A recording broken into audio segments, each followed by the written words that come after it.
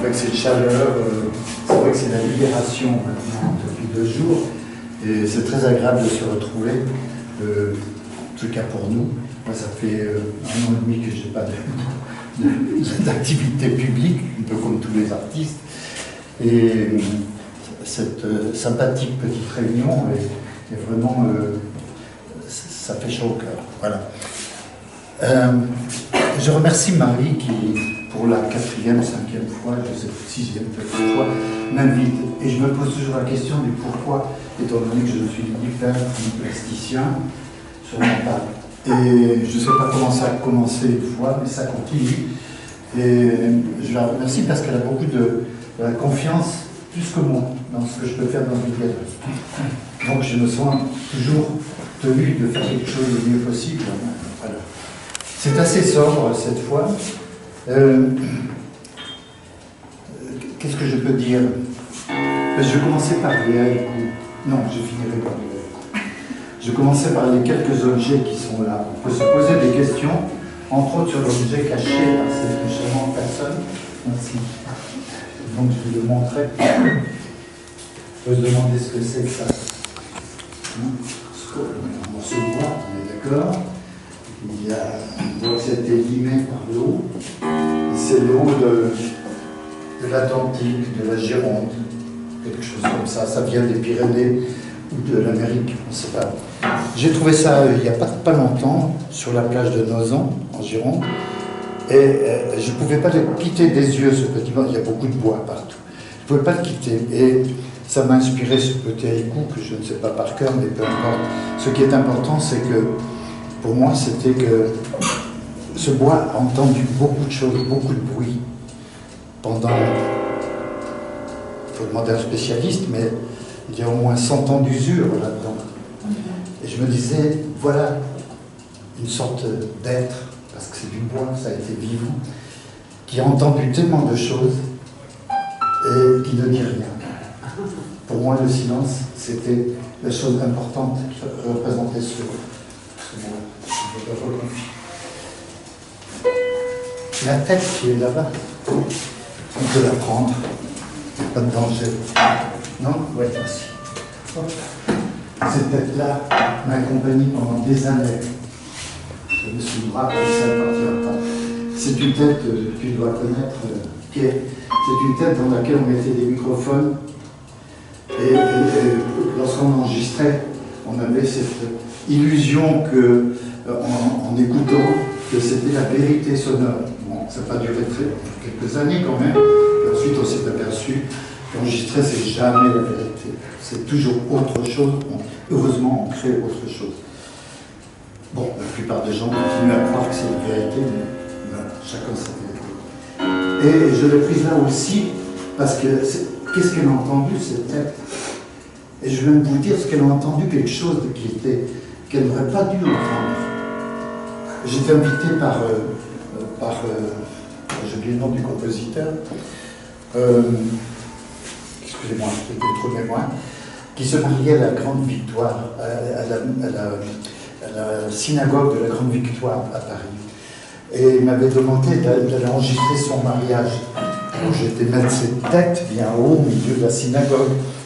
Et le grand rabbin m'a dit non, pas de représentation comme ça. Je dis, il n'y aura pas d'enregistrement. Et finalement, elle est restée peut-être. Voilà, mais c'est tout, ça ne va pas plus loin. Si on peut la remettre en place, la tête.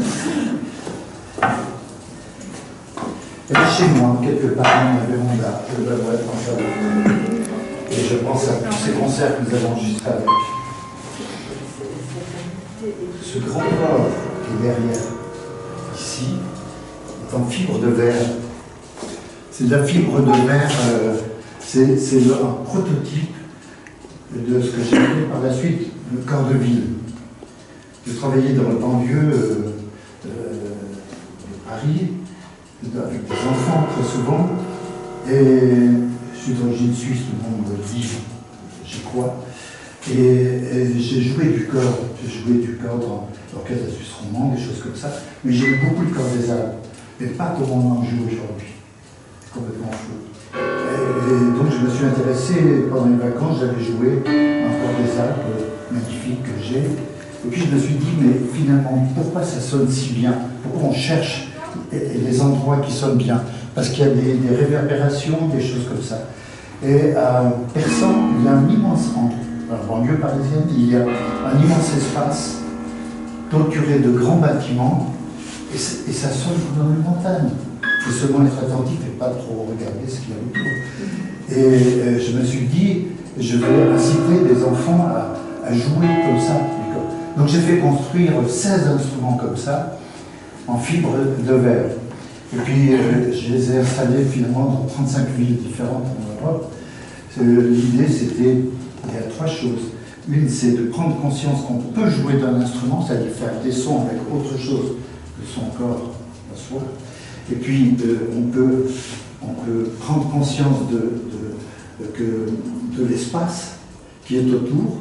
Pourquoi? Ça c'est la 3e raison. Parce qu'on entend, je disposais ces corps à 16 endroits très différents de la place, le plus loin possible les uns des autres, et ça marquait si vous voulez, la caractéristique, la personnalité sonore du lieu. C'était favoriser à travers l'acoustique une écoute esthétique finalement du lieu. Voilà, donc ça se promenait un peu partout, et puis ça a été le prototype. Il n'est pas bon parce qu'il est trop épais, ce qu'on appelle les essais, et la matière est trop épaisse, ça dit pour là. Une belle histoire, un jour, lors à Rouen, j'étais pendant une semaine sur la place à côté de la cathédrale, et il y avait beaucoup de gens, je fallait surveiller comme ces corps, qui ne partent pas trop loin. Un jour, il y avait l'archevêque de Canterbury qui était là, avec l'archevêque de Rouen, il se promenait et regardait ces corps. J'étais nerveux, j'ai dit, vous pouvez jouer, vous aussi, vous pouvez très bien. Donc ils ont joué, voilà, c'était un moment assez extraordinaire. Les deux coucous. On va passer par les grenouilles, d'accord. La grenouille, c'est simplement. J'ai beaucoup enregistré de chants ou de cris d'animaux. Et une fois, j'étais dans le Valais ensuite pour enregistrer le son des lieux. Et on a dormi une nuit à côté d'un petit lac qui s'appelle Géronte, qui est dans la vallée du Rhône. Très bel endroit. C'était pour moi impossible de dormir parce qu'il y avait des centaines de grenouilles. C'était l'époque où elles chantaient d'une façon insupportable. Et voilà, je les ai enregistrées de temps à autre. Je les fais entendre. Mais je trouvais que celle-ci que j'ai trouvée en Espagne, une belle céramique, devait m'aider à avoir toujours une grenouille sous la main, sinon il faut l'entendre directement, mais m'en souvenir du son, bien sûr. Comment est-ce qu'on dit coasser, du coassement de la grenouille. Voilà, alors que j'ai les coucous, pourquoi il y en a 2 et pourquoi ils ne sont pas à l'heure? Parce que je crois que, pour moi, c'est une démonstration, pour moi, que le temps n'existe pas. La preuve, c'est qu'ils font ce qu'ils veulent. Ils se jouent du temps parce qu'il n'existe pas. Et personne ne leur reproche, sinon ils ne sont pas accordés. De temps à autre, ils sont ensemble, et puis à d'autres moments, ils ne sont pas. Alors, je pourrais le réguler plus ou moins, mais il y aura toujours une petite différence. Ce n'est pas tellement le temps qui est, comment dire, la réalité pour nous, avec notre sensibilité entière, c'est la durée qui compte. Quelque chose est long, quelque chose est court, bref, etc. C'est ça que nous ressentons. Et cette question de temps, parce que comme musicien, je parlais toujours du temps, évidemment, tempo, 120 à la noire, 60 à la noire, etc. Le tempo, c'est la vitesse, en fait. C'est pas le temps. Ce qui nous importe beaucoup, c'est la durée, en fait. Et je me rappelle toujours, ceux qui étaient là l'autre jour, je me répète, mais j'ai un grand ami peintre espagnol, Duarte, André Duarte, un des premiers cinétistes, que je connaissais depuis très longtemps, et je suis allé le voir au moment où il disparaissait. Et il me dit, avec une voix très sûre et certaine, il me dit, tu vois Pierre, le temps n'existe pas, c'est nous qui passons. Et ça m'a toujours impressionné comme sentiment qu'on se fait toutes ces questions qu'on se pose, qui n'en finissent pas, qui n'ont pas de réponse. Et finalement, ce qui compte, c'est la durée. Vous avez peut-être entendu Edgar Morin l'autre soir à la télévision, ou hier matin, qui a toujours lorsqu'il y a 100 ans, le 18 juillet, et il parlait de ces questions de façon absolument splendide. Tu peux t'asseoir sur la boîte, c'est celui et tenir les mains par terre. Oui, tu peux, voilà. Tu mets par terre. Voilà, il reste maintenant cette... il reste pas, il y a les haïkus, non, on va parler d'autre chose avant. On va parler de cette petite partition, de ce qu'on entend. J'en ai dit quelque chose l'autre jour. Il y a d'autres exemplaires, si vous en voulez. Je crois que Marie en a encore. En fait, c'est un projet qui dure depuis 2 ou 3 ans, auquel je me passionne beaucoup. C'est que on a tous travaillé avec des moyens électroniques pour faire de la musique, pour simplifier, ce que j'appelle la musique numérico-acoustico. J'ai oublié le 3e.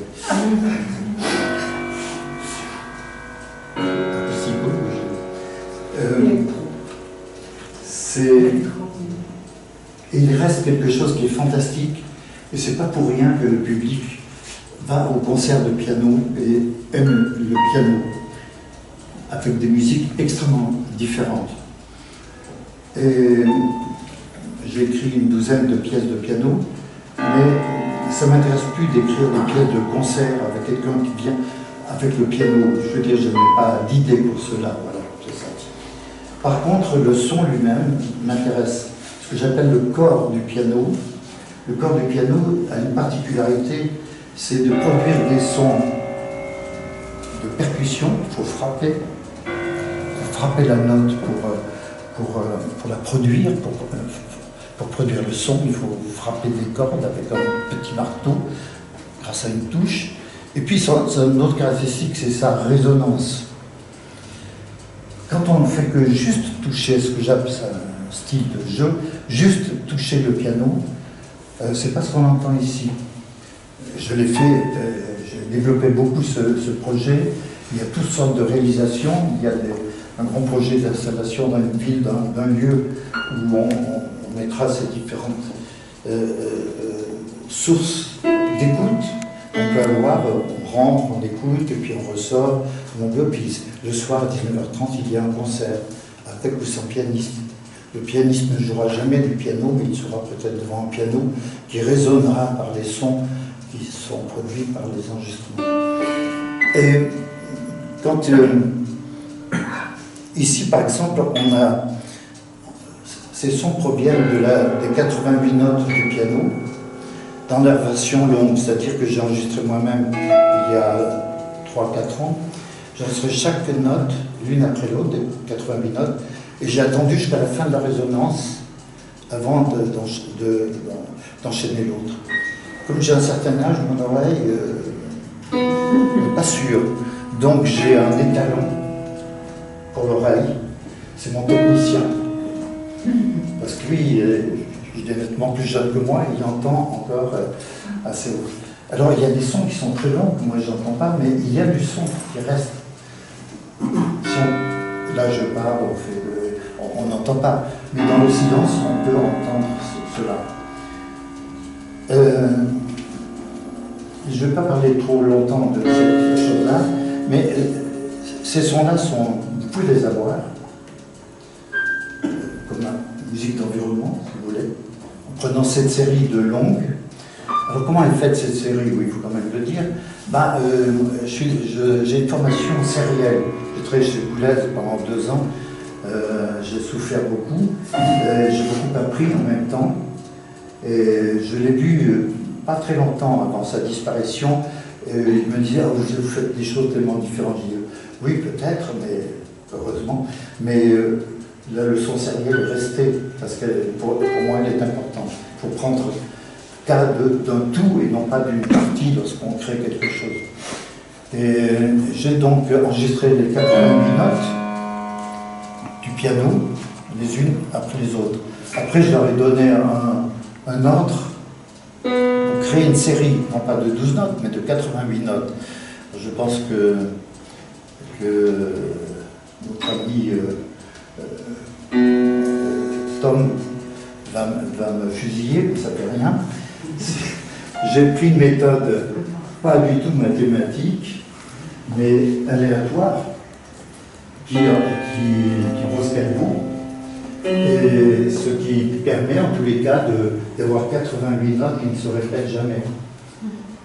Voilà. Mais ça ne suffisait pas. Dans la méthode sérielle, on a appris à revenir en arrière, à lire en rétrograde, et puis on a appris à renverser, faire le rétrograde vers notre. Il y a 4 modes, il n'y en a pas d'autres finalement. C'est Webern qui nous a appris ça il y a bien longtemps, dans l'opus 24. Oui, je sais. Et voilà. Donc, sur ces pages, là-bas, vous pouvez avoir des exemplaires, je le répète, il y a les 4 séries. Ici, il y a cet ensemble-là qui part à peu près en même temps, parce qu'il n'y a pas de synchronisme avec ces petits appareils, et qui va jusqu'au bout. Ensuite, les 4 recommencent. Ce qui est extraordinaire dans mon tirage aléatoire, c'est qu'à un moment donné, aux 3/4 de la série, la note extrême du piano, aiguë, et la note extrême grave étaient conjointes. C'est surprenant. Et ma première idée a été, il faut supprimer ça. Je dis non, je ne touche rien, on ne change pas une méthode de travail pour une idée qui est extérieure.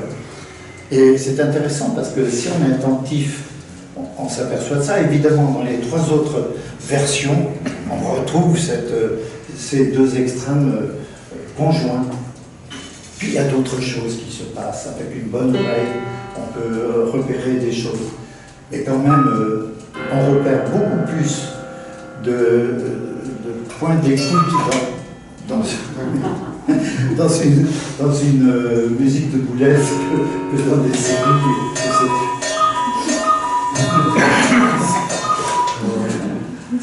Vous voyez, il m'indique que le temps de toutes ces explications est peut-être fini.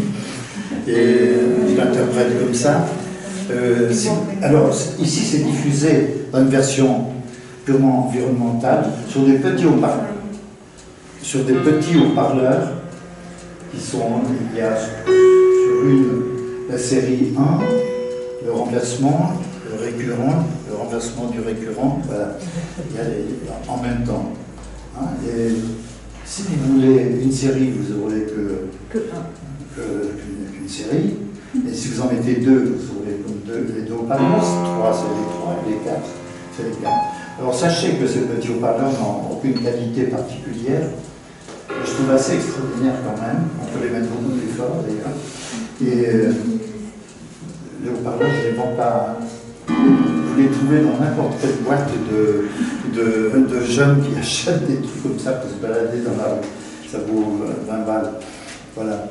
Mais évidemment, le projet que je vais réaliser dans un lieu public sera avec des moyens de diffusion d'un autre ordre. Donc la qualité des harmoniques, des sons du piano qui sont extraordinaires à écouter quand on les laisse se développer joliment. C'est tout à fait autre chose si on écoute sur de très bons haut-parleurs. Il y a des pièces que j'ai faites, des jours où je ne sais pas trop quoi faire. J'ai fait une pièce que Gérard Frémy a jouée, je l'ai faite moi-même, avec ses 88 notes. Ça m'a pris 2 ou 3 jours avec Guillaume, musicien, et ça donne une pièce avec une dynamique absolument folle. Je ne peux pas vous la faire écouter là-dessus, c'est pas possible. Bon, j'en viens à Émilie qui doit attendre avec impatience. C'est un coup, pour origine, je suis obligé de le dire parce que ça m'a beaucoup marqué cette histoire. Il y a, je ne sais pas quelle année ça a été fait, j'ai oublié, mais bon, il y a quelques années, j'étais l'objet d'un harcèlement abominable, extrême. Je ne peux plus rester chez moi, j'étais réduit à zéro. Et puis le 1er janvier de cette année-là, je ne me rappelle plus, c'était 2015. 15 ah, merci. Eh bien, il se trouve que je sortais de chez moi, je sortais tous les jours de chez moi, je ne pouvais pas rester. Je ne vais pas vous dire ce qu'il faisait, mais c'était horrible. Ça durait 4 ans. Et au bout de 2 ou 3 ans, je devenais complètement dingue. Et le 1er janvier de 2015, je sors et je me dis, c'est pas possible, il faut que je fasse quelque chose chaque jour pour garder un point de vie comme ça, quelque chose à faire. Je ne peux pas écrire de musique, je ne peux rien faire, je ne peux pas penser. Donc j'ai décidé de faire un écoute sur mon écoute de ce qui se passe autour de moi à un moment donné, quelque part dans la journée. Et je l'ai fait 365 jours. Anne l'a mis sur Twitter au fur et à mesure, presque, toutes les semaines, je ne sais pas. Et voilà, ça a été, alors j'ai choisi en plus des contraintes qui n'étaient pas simplement le 5, 7, 5 syllabes, mais ça ne suffit pas. C'est pas aussi rigoureux que ça, on peut prendre certaines libertés, il y a des muettes, etc. Tout ça. Et l'autre contrainte était au début de choisir un mot qui concerne le domaine sonore. Je crois que le premier mot, c'est le mot bruit, évidemment. Et ensuite, il y a eu son, il y a eu silence, etc., etc. Et puis après, je me suis arrêté avec ça, j'ai fait une miscellanée, j'ai mélangé tout ça, et c'est devenu... il fallait s'y mettre un peu, quand même. Et je n'ai pas manqué un seul jour. Voilà.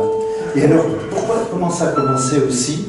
Comment ça a été déclenché? C'est parce qu'à un moment donné, le 1er janvier, j'étais en voiture, m'échapper, je mets la radio et j'entends la fameuse cantate de Bach, dont j'ai oublié le titre. Hein? Oui, non, ça, je ne sais pas si c'est le titre. Et juste au moment où, c'est dans la Passion, je crois, et où il y a cette intervention de Jesus, mein Freund. Et juste avant, cette phrase qui est chantée, et juste après, il y a un silence, un vrai silence, qui dure. Pour moi, c'est le premier silence qui est structurel dans la musique occidentale. C'est la première fois qu'un silence fait partie de la construction d'une structure musicale. Ça m'a beaucoup impressionné et ça m'a aidé à... Voilà, maintenant, je vais vous présenter... Oui, on va peut-être... Tu veux qu'on arrête ou... Peut-être. On peut essayer avec un, vous lisez avec moi? Pas avec vous, mais on a quelques-uns, mais c'est vous qui allez les dire. On va fermer ça, on va fermer nos petits... peut-être, mais oui, bon, on va le fermer. Ça va faire le rôle. Le dernier moment, quelques autres étaient annoncés pour le faire, et puis au bout de très peu de jours, vous pouvez vous asseoir sur le caisson si vous voulez. Sur le caisson, ça va? Voilà, je teste. Ça va? Ça va. Sur le son,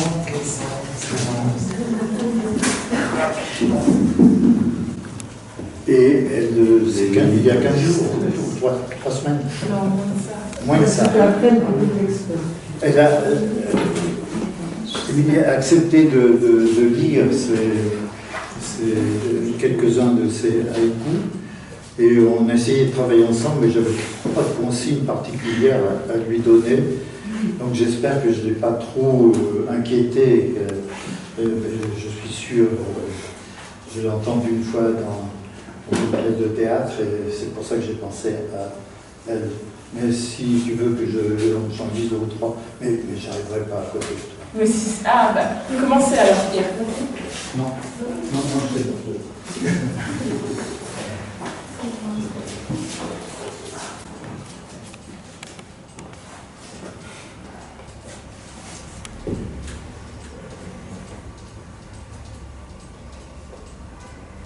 Ego de l'homme, racontant son histoire, litanie sans fin. Il est parti.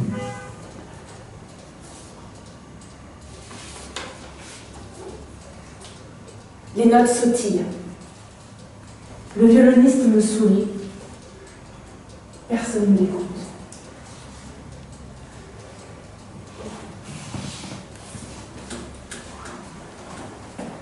L'océan au loin, sans commencement ni fin, jusqu'ici s'écoute.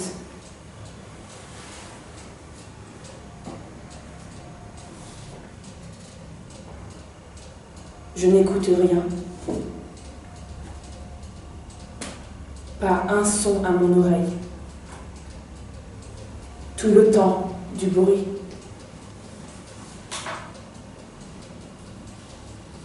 Son devenu bruit, le tyran envahit tout, ma tête explose.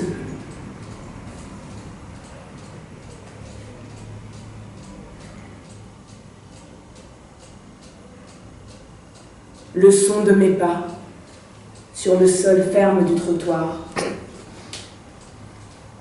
J'écoute le matin.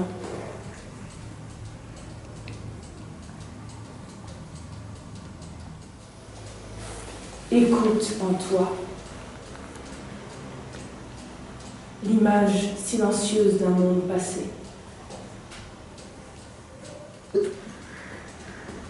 Recouvert de bruit, je n'aspire qu'au silence. Recouvert de bruit, je n'aspire qu'au silence. Rêver l'impossible.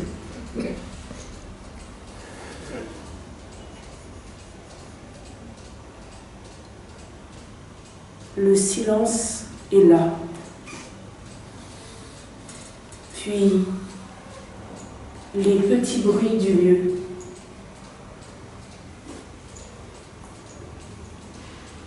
S'installent un à un.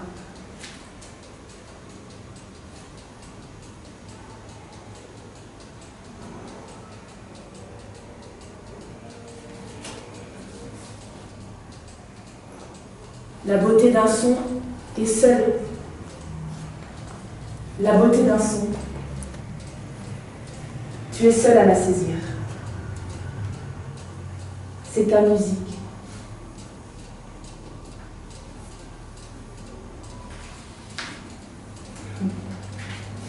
Virevoltante, pleine de petites musiques, la joie de l'enfant.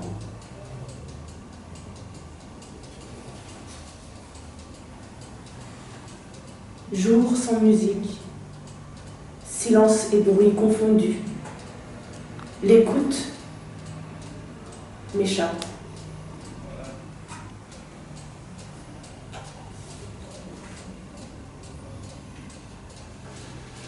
Sans doute le son est là qui me guide. Je sais où je vais.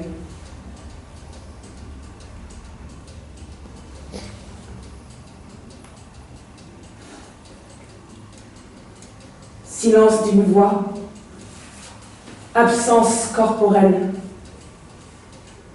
point de suspension.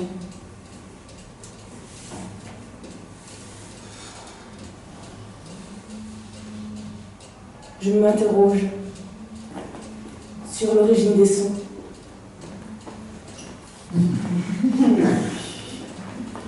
Basse invisible.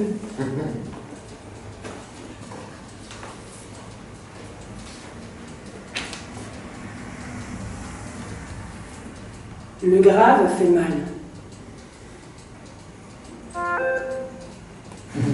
La parole est déformée. La tension est grande.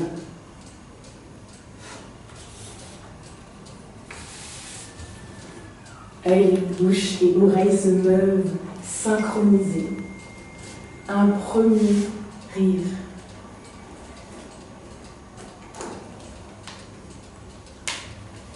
Objet invisible, les fleurs jaunes s'agitent, ne font pas de son. Malgré la distance, plaisir d'une voix retrouvée,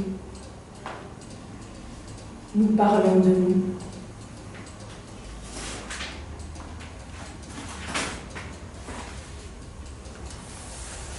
L'âme des poètes, leurs voix se sont évadées. Solitude des murs.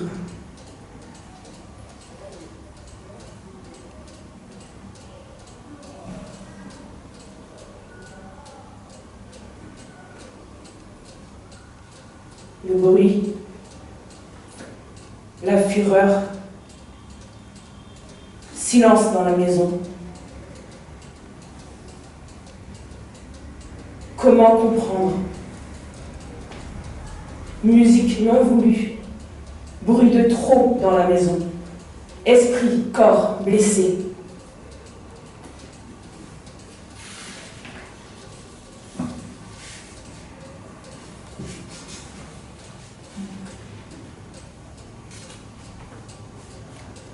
L'oreille s'ouvre sur un monde fracassant. Le vide l'envahit. L'oreille s'ouvre sur un monde fracassant. Le vide l'envahit.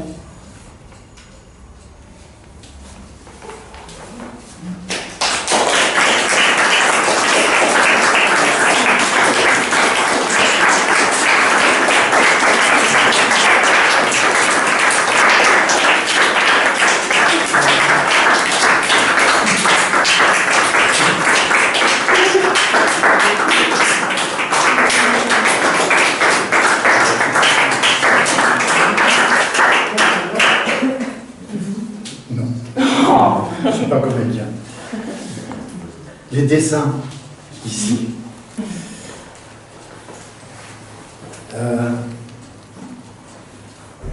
Pour la publication, je trouvais qu'il y avait un besoin d'avoir un rythme. Et ce rythme pouvait être toutes les semaines, tous les mois, tous les trimestres, etc. J'ai proposé à ma fille, Elsa, qui tu devais enlever ton masque et te montrer.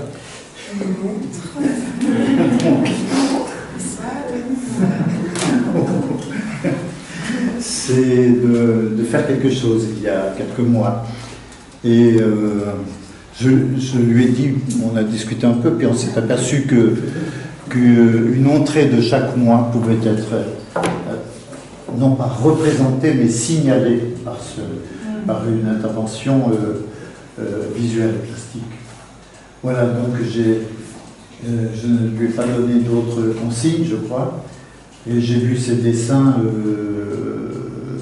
la veille de l'examen, j'ai dit.